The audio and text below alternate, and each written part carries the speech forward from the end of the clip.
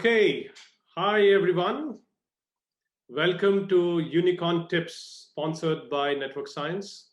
This is where we invite pioneers and innovators from the deep tech world to speak to us on various topics and offer some amazing, insightful aspects to all of our listeners from around the world.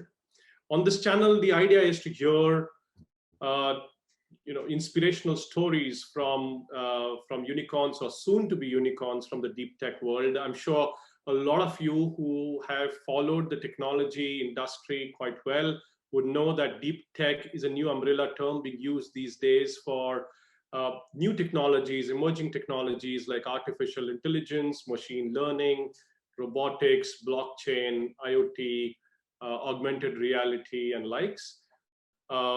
Obviously, the usage of such technologies are in multiple domains across the world, both in industry, society, and inclusion aspects. But what we will be focusing on are areas like cybersecurity, Industry 4.0, fintech, supply chain, employee engagement, sales management, and areas like these.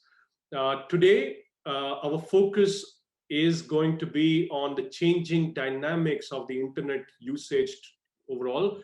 And this obviously is very important because you've seen massive amount of changes, massive amount of things being happening during the pandemic, and hence it's very pertinent as a topic. I'm incredibly proud to host the senior members from a very exciting company called Cyble. I'm glad to have Beenu and Rishi with me today.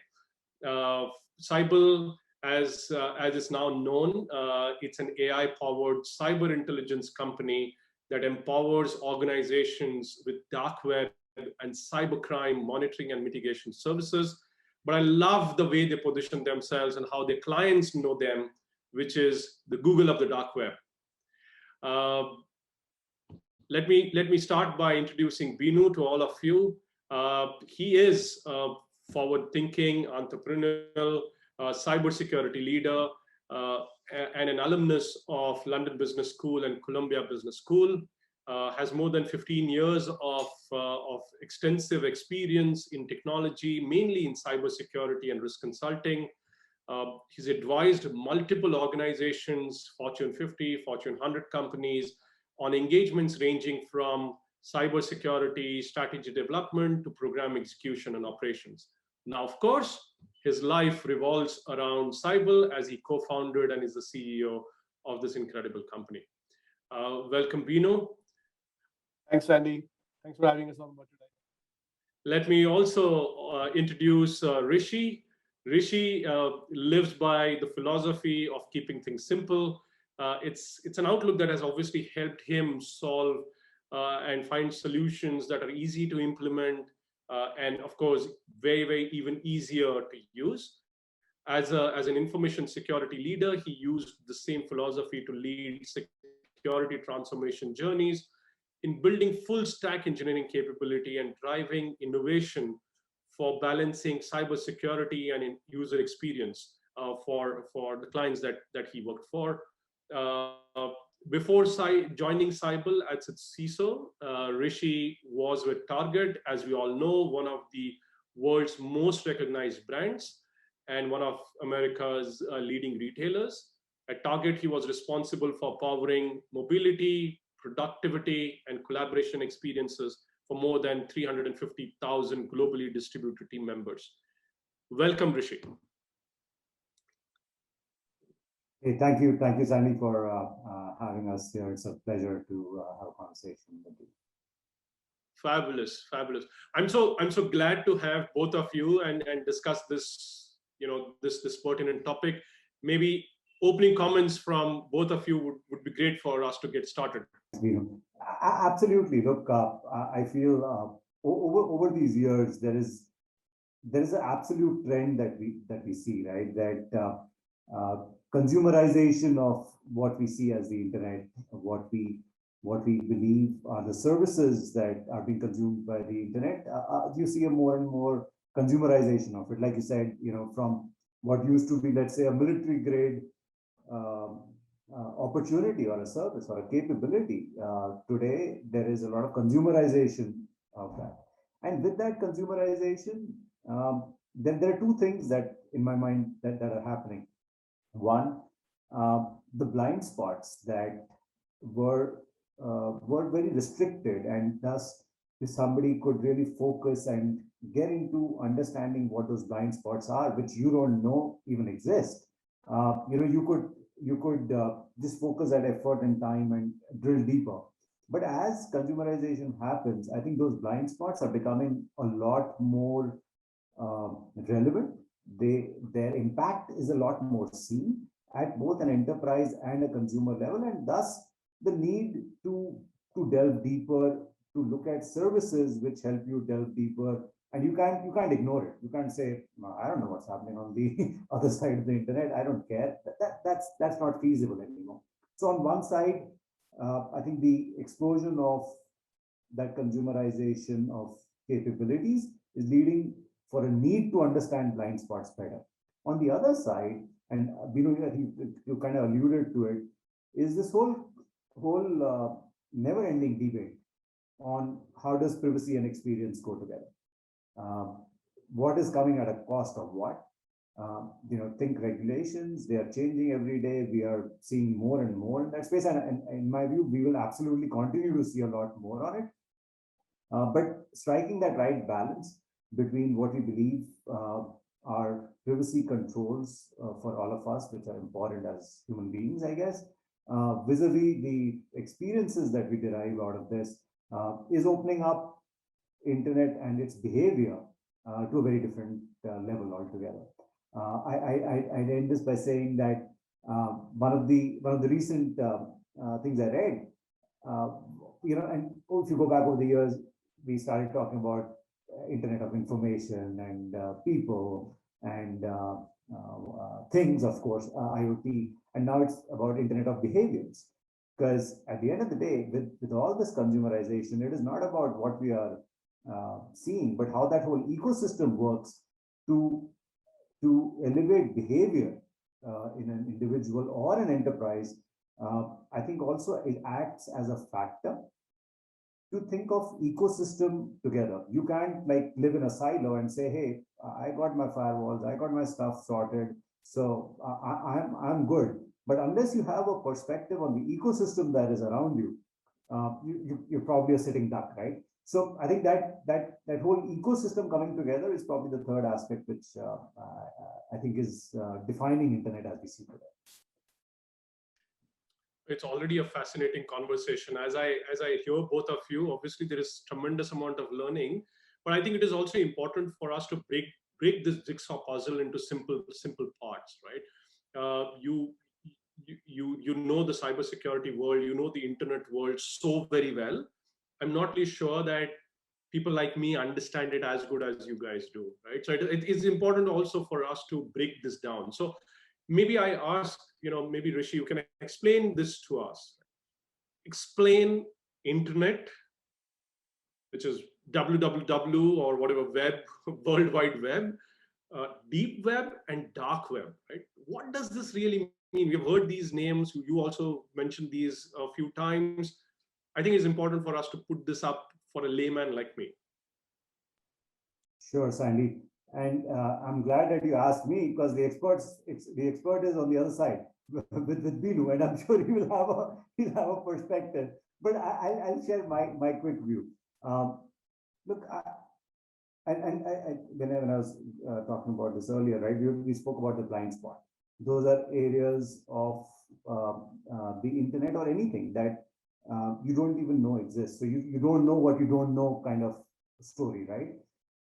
So if you leave that out, what we know today is what we use, what we consume as regular users, which is what we term as the surface web or regular web or whatever you want to call it, right? But this is things which are so well indexed and sorted that when you search, it pops up and you consume that service. Now, if you move away from that, what else exists are things which as regular users, we don't know that they exist, right? And those are areas which potentially contribute to, I guess, about 90% plus of what we see on the internet. Now that big space is probably further divided into two areas, which may be synonymous, and I'm sure Beenu will add more to it, but you can think of it as the deep web and the dark web. And there are various aspects of it, various nuances of what's going on in these two areas. But just at a very, if you abstract it out, right, these are things which are, one, not indexed, right? So your ability to search them in a regular way just doesn't exist. Second, it does not necessarily mean that what you can't see is bad. Yes, like on the surface web, like on the dark web, like in life, I guess, there are things which will be nefarious, which will be malified and all of that. But that is not what the dark and deep web is all about. Then, of course, there'll be components of that, but there is a lot of other information also in that area, which can be leveraged, which can be bona fide, which can be used for the right purposes, and thus need to kind of shine a light on that area. Beenu, you want to add something to that laymanish kind of definition? Typically, if you look at internet in a holistic way, let's say 100% of the internet, there are multiple researchers by major universities in the US and other places as well, who have suggested that what you typically search on search engines like google.com, bing.com, and others, they only cover 2 to 5% of the overall internet. And then there is almost 95% of the internet, which is not being indexed, which is you can't just go and search what's happening out there. And that comprises of deep web and dark web. The classic example of deep web could be certain marketplaces, which are on the internet, but you can't search them through standard search engines. And if I have to go for dark web, for an example, you have to have access to special software in order to access them, like the Tor or Onion websites, just to give you some examples of it. The type of information which is being carried out in these areas, it varies. It's not all good, neither not all bad, right? So there's a third-party research which suggested that 95% of the deep web and dark web combined, 60% of that is actually not nefarious. It is okay. People do have genuine reasons to keep their identities hidden. They value anonymity, they value privacy, and they use it. But 40%, which is still a major chunk of it, if you look at the scope and size of major search engines who are just looking at 2 to 5%, and you still have hundreds of billions of pages out there, 40% still has potential nefarious activities ongoing. That's huge. It's, if you look at the qualitative or quantitative scale of it, it's humongous. And that's one of the areas which, to our professional experiences, none of the organizations have cracked fully into it or have cracked this problem. And in the spirit of full disclosure, and we never have said that we have cracked it ourselves, we are actually also working hard on how we can increase our depth in terms of understanding what threats are emerging or what threats are active and what threats are potentially going to affect which industries. It's a humongous task. It's a challenge which is at a scale beyond even some of the largest tech companies who have done it, but exciting enough that there is actually a clear need for it, given what has happened, not just recently with Colonial Pipeline hack, Kaseya incident, SolarWinds. These are just a handful of examples which you guys have seen on the media. And I can think about hundreds of other examples which haven't got to media, but they are probably even more severe than what has happened there. So there is an imminent need at the same time. So understanding how complicated the problem is, and then having that conviction to be able to go and start solving it one by one. I think that it's a pretty challenging task on its own. Exciting enough that people like Rishi and myself decided to leave our full-time jobs in the industry and start working on Cyble together. It's a journey. So and then we both are loving it at the same time. No, that obviously, thanks, Rishi and Beenu. I think that makes it far easier for me to take this conversation forward, because now I understand, what does these terms really mean. But how, obviously now there is, you've explained not everything is bad, not everything is good, it's not indexed, you can't really search. There are hundreds of examples of information being stolen and getting traded on these forums. But as an enterprise, thousands and thousands of these enterprises, do I need to really care about it so much that I need to take action now, or possibly wait for things to go bad and then take some action? So I mean, I can share my views on that part, and I would love to Rishi to also share his thoughts here. I think when it comes to understanding what the threats are, it largely depends on the organization's own interests and their capabilities. So every organizations have their own business objectives. They have their own risk profiles. And as any business leader, including ourselves on this call, our role is to ensure we can de-risk the business so that the shareholders can maximize their returns on the actual operational activities. Cybersecurity is, and I think this is a bit of a cliche because every Big Four talks about it every year, multiple times. It's a real business risk because it does put your investments at the stake, given the fact a lot of the business are being valued on the information or the intellectual property they have built upon. Intellectual property could mean very, very different things to different businesses. It could be your CAD system designs. It could be a specific software with specific algorithm, which is creating that high entry-level barriers in the industry. It could be, your records which you have collected for the customers, especially companies who are in the B2C space.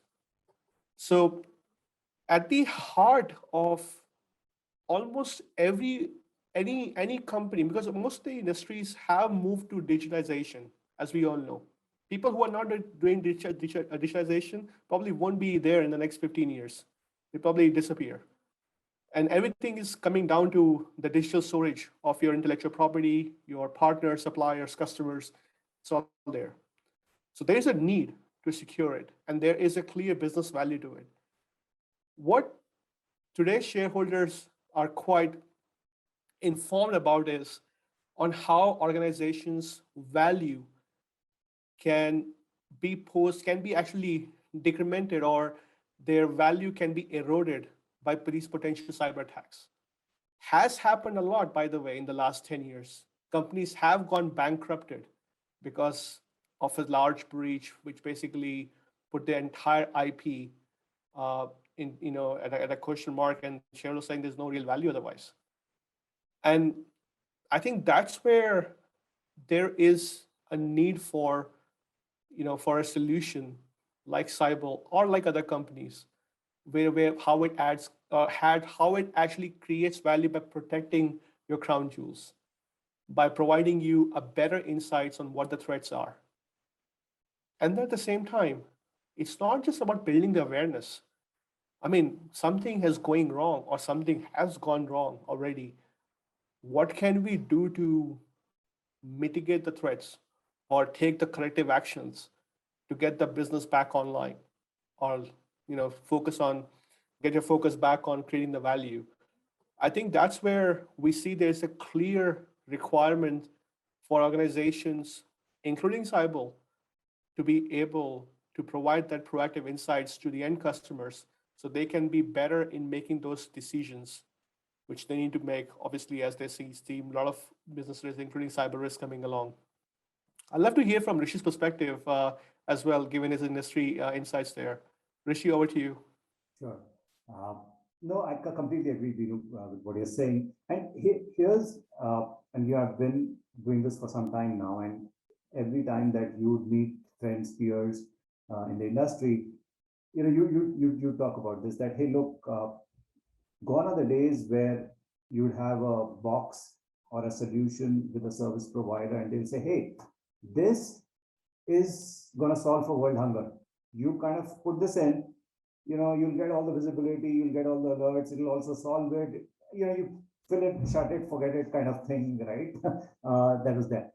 Obviously, as an industry, we've learned to know better that that ain't what is needed. A security solution is not a security solution, it's a security program, right? It is an integrated set of capabilities that help you meet an objective. In isolation in itself, it ain't doing anything. Now, that is where us as Cyble as an organization, when we build a capability like this for organizations, for enterprises to have better visibility, it is solving for a part of a problem that definitely exists, but it is also incumbent on the enterprise, on the organization to consume that and integrate it into their overall security program, right? In itself, otherwise it only solves part of the problem, it does not solve for the larger problem. So one, I think the whole aspect of integration, consuming a service and integration, I think is important. Second, Sandy, as to your point, right? Should we be worried? Should organizations be worried? I think it's not a question of being worried or not. It's a question of, as an organization, what are your business objectives? What do you want to do, right? And thus, what's really important to you? There will always be an aspect of compliance, of laws, of regulations, and stuff like that. That is, I think that's a baseline that you have to do what you have to do, right? But then there's an aspect of what your business objectives are and what do you want to do with that. Now, and then Beenu also just spoke about this when he was talking about digitization. And as you think of digital transformations, right, as you think of organizations building their capabilities to service customers in different ways with different methodologies, the underlying theme on all of that is data. If you don't have the data, and if you do not democratize that data, what problems are you going to solve for, right? So if data democratization forms a baseline on which you're building digital transformation solutions, it is not a technology risk, it's a business risk, it's a business imperative to protect that underlying foundation. If that crumbles, you have more problems on your hand. So you kind of have to build it from a business objective standpoint. And the third aspect to it in my mind is, and this might sound philosophical and cliched, so pardon me for that, but security is not something that you do on your own, right? You have to build bridges, you have to build ecosystems, and that's why you have all these intelligence networks and stuff like that, because the power of a community which shares and does this together. That is what makes it powerful, that's what makes it work. So those organizations, we've seen this in various cyber attacks recently, right? When you think supply chain attacks and stuff like that, you are not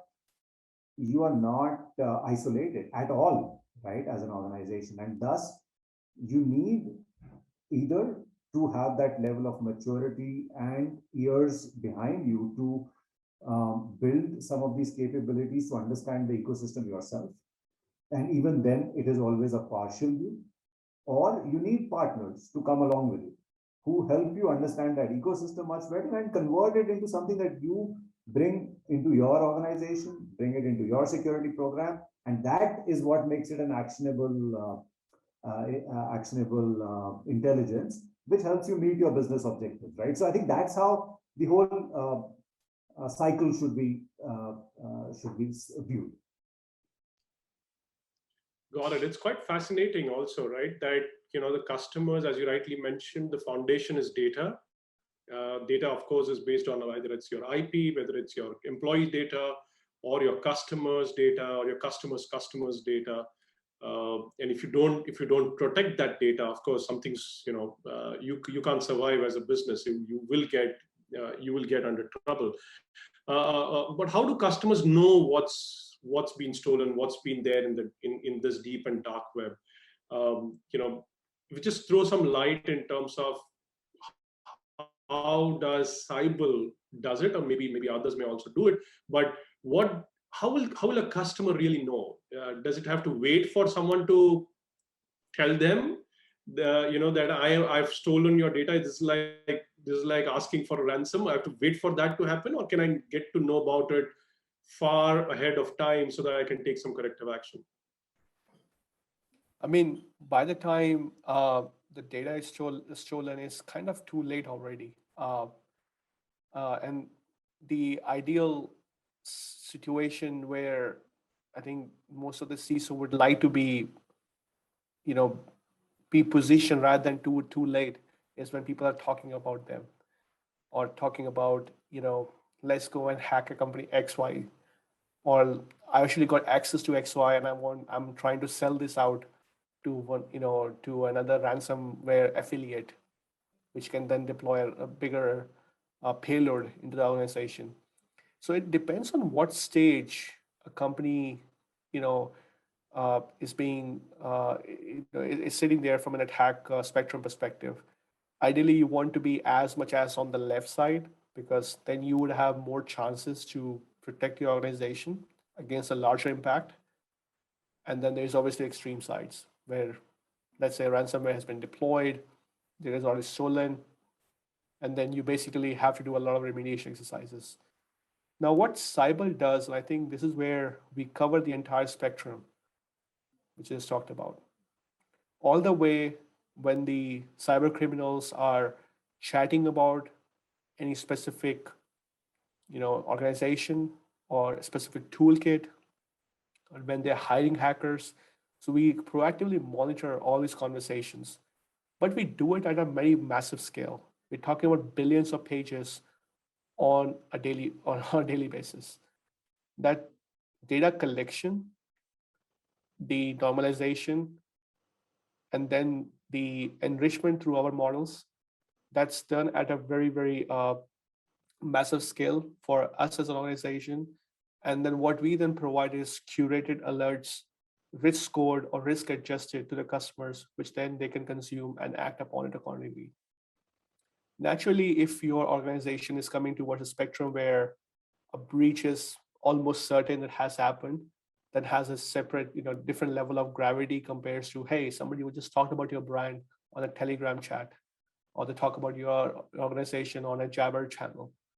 So that level of coverage, what Cyble does is, as of today, we collect data points from billions of pages, including in the Tor I2P different networks, from different chat apps, a number of cybercrime marketplaces. As of today, we are aware of more than 35,000 marketplaces. And I don't want to give you any assurance that this is even like 50% of what's out there. There's a lot of marketplaces out there.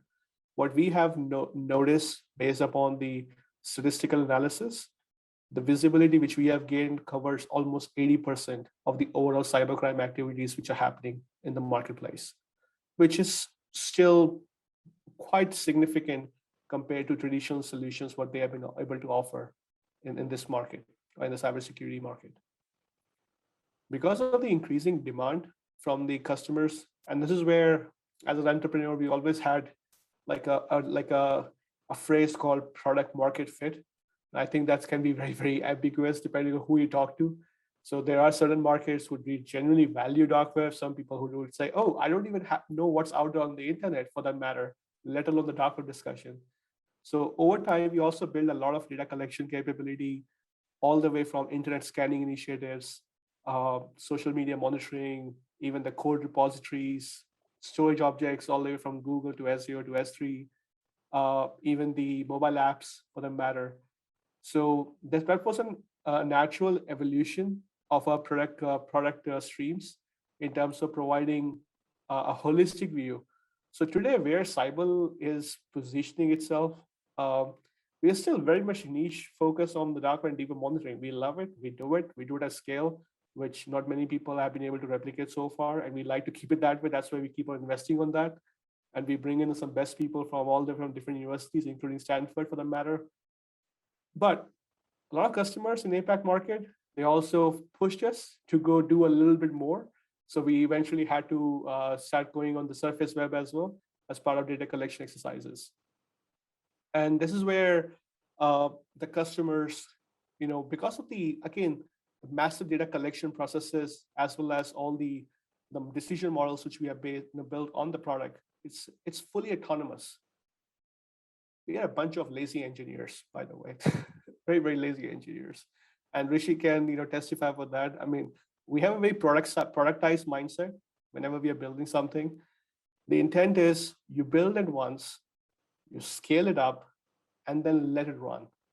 That's the model. And yes, of course, you have to do a lot of tuning and optimizations along the way. That's where experienced leaders like us will come to the equation.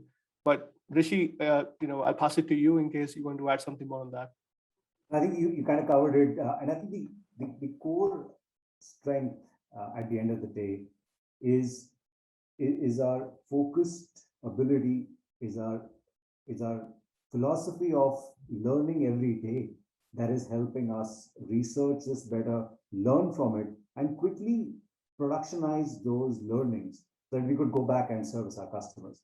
I think that is a evolution. That is something we do every day, and I'm super proud of the team who behind all of this is of course there's a lot of hard work that's going behind it, right?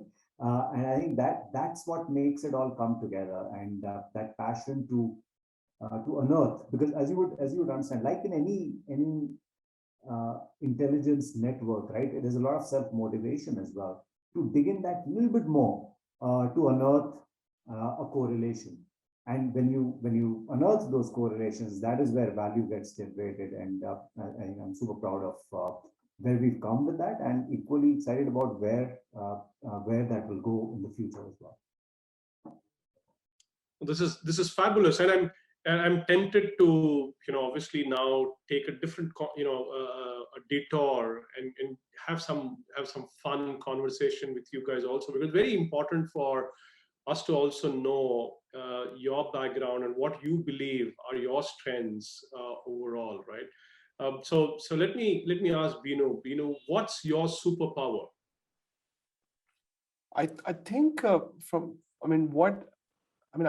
not the best judge of my own skills or my lackings, but what the team generally appreciate about is going deep into the actual specifics. We have our own values in the organization, given we are 60 people and growing. One of the first value, which is deeply embedded into Cyble's culture, is data talks, everything else is a gossip. So I'm a very data-oriented person, and generally the arguments, if you're not backing up with any data, it's not going to go anywhere. And that's the culture which we are deeply embedding into organizations, something which is quite appreciated at the same time and gives equal opportunity to everybody. Some people may be a good speaker, some people are not so good speaker, but they have valid points, so let the data talk of it.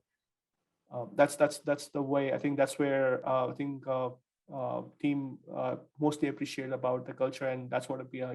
Us as the leaders, we are embedding that into the organization. Sure. Rishi, what's your superpower?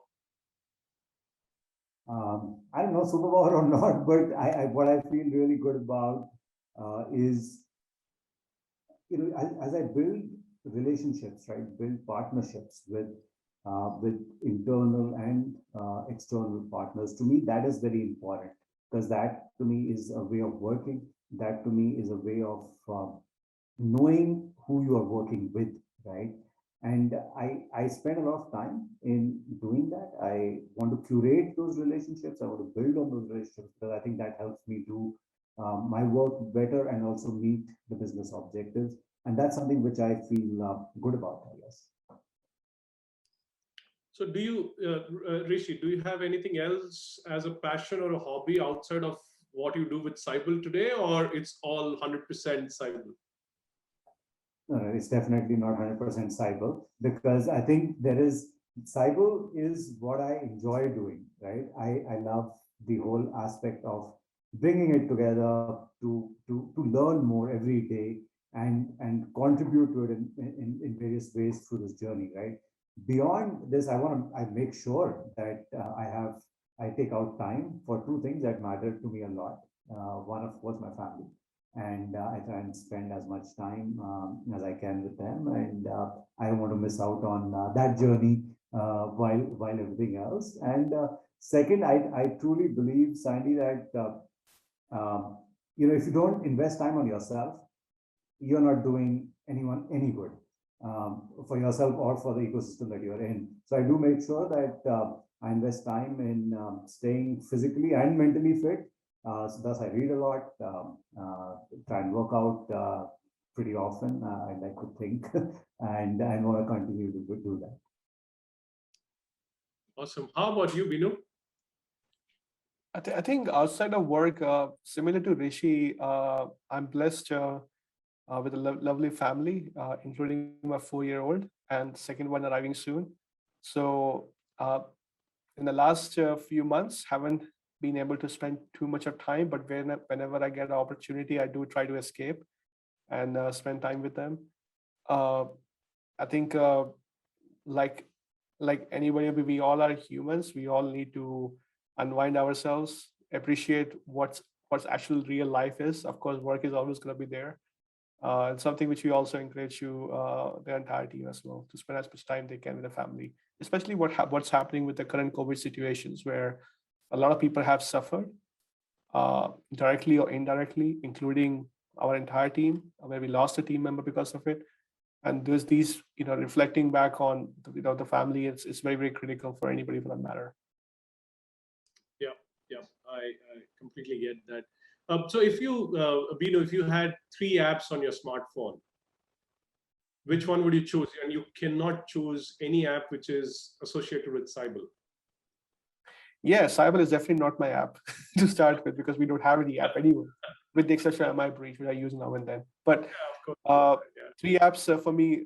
First one is definitely Authenticator, Google Authenticator app. That's how I need to have access to the systems I need to go to for anything for that matter. The second one, I would say Microsoft Teams. Use it quite regularly. And then the third one is Facebook, because that's where my extended family members are connected, and that's how we actually talk to each other often. So these are 3 most used app on my phone at the moment. Rishi? I'd go with WhatsApp. In spite of everything else that could be wrong with it, it's a good way to stay connected. So I like that. Second, I'd go with Teams as well. I think it just helps stay connected to the larger ecosystem and stuff like that. The third app, which I absolutely need to have on my phone, is one of these game apps that my daughter loves. Because then she'd be really disappointed if she gets my phone and she doesn't see that. So the third app ought to be any of those that she likes. Yeah, of course. Yeah, so last question on the segment. If you have to relate network science to a particular Avenger, and I'm using the word Avenger because we feel we are one of them, so I'm going to go. Yeah. Which one would you choose? I mean, first of all, I mean, it's amazing to have you as partners, and especially when you're helping us in the GTM standpoint.